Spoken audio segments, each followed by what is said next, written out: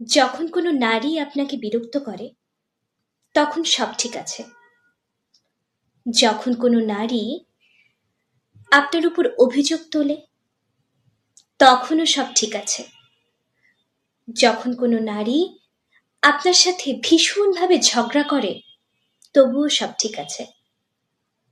যখন নারী ভীষণ অভিমান করে তবুও ঠিক আছে। কিন্তু নারী যখন একদম নিশ্চুপ হয়ে যায় তখন আর কিছুই ঠিক নেই।